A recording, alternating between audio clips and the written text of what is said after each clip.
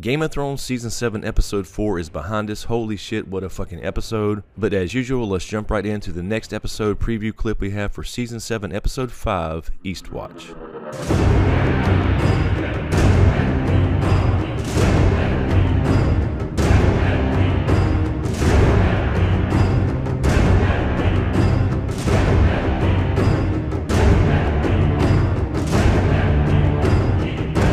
Alright, in this first little shot here, we have Dany in the aftermath of Field of Fire 2.0. We can see a lot of Lannister soldiers with a lot of fucking ash on their armor, as well as Tarly soldiers, well, I'm assuming, coming up to Dany after this fight here. She's going to have this little parlay and saying, join me or die, basically.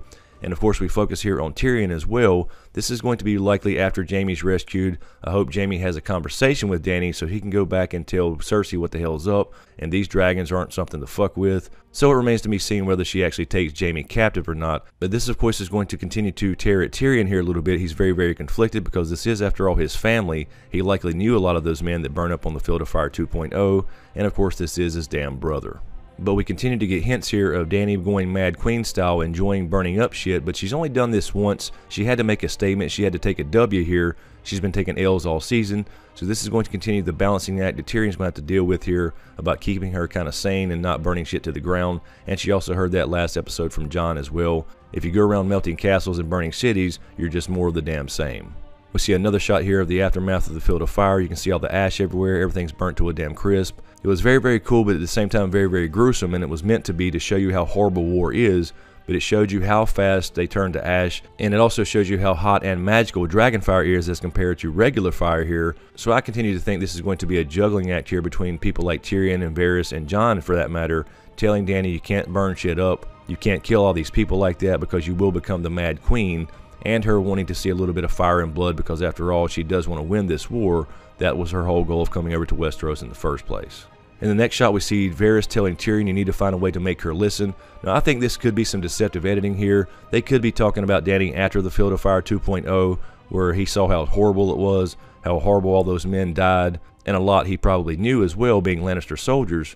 But this also could be after the meeting there with Jaime on the Field of Fire, where she lets him go, so he can go back to tell Cersei what the hell is going down, that these dragons are real, and although they've heard about them, you don't want to see one in person. On one hand, it would make sense for Dany to take Jaime hostage, to use as kind of a bargaining chip against Cersei, but on the other hand, it would make sense also for her to let him go back to King's Landing so he can tell the tale, so to speak, and let her know how horrible these dragons are as far as the dragon fire and what they can do, and they could literally burn down and melt the city within a few minutes. More shots of Dany and the dragons here, kind of harping on the fact that she could become the Mad Queen. We see a shot of Jon here as Drogon approaches with Dany on his back. And this is going to be another little Targaryen tease here, where Dany comes up, and we can see this is on Dragonstone. You see the castle in the background. So this is going to be after she flies back from the Field of Fire 2.0. Jon will encounter a dragon up close and personal here for the first time.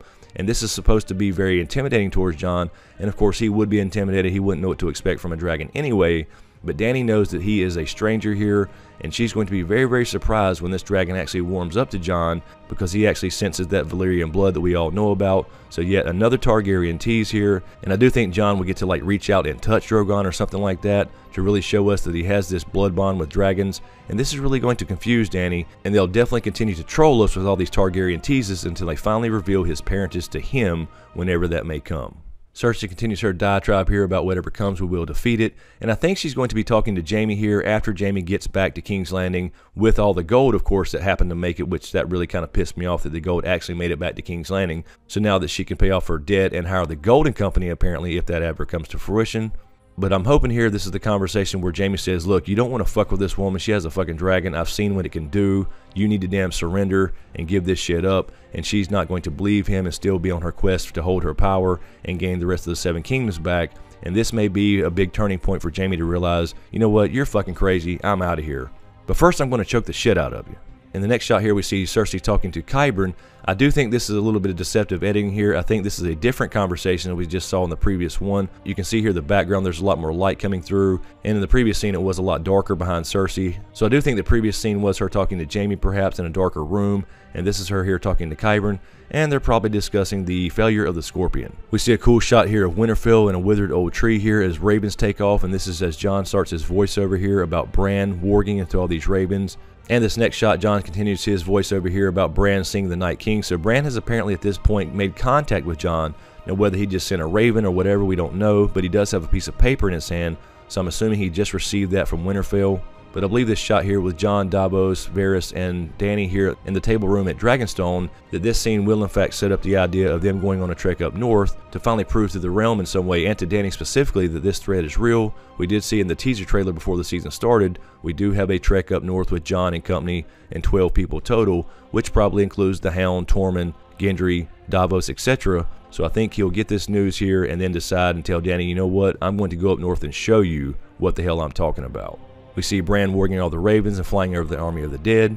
And you can see here there are hundreds of thousands of whites here in this army of the dead. So this is going to show how bad it is and that they're on their way, and they bring the damn storm. And in our last shot here, we do see more ravens, assuming this is going to be Bran flying over the army of the dead here. And Davos says bad things are coming. So this is kind of really setting up the idea of them coming towards the wall, getting close to the wall. Apparently EastWatch, according to the Hound's Flames in episode 1, we only have 3 episodes left and this season is fucking over, and then our wait begins again. Anyway guys, let me know what you think in the comments below. As usual, thank you for all the support, especially to you guys on Patreon.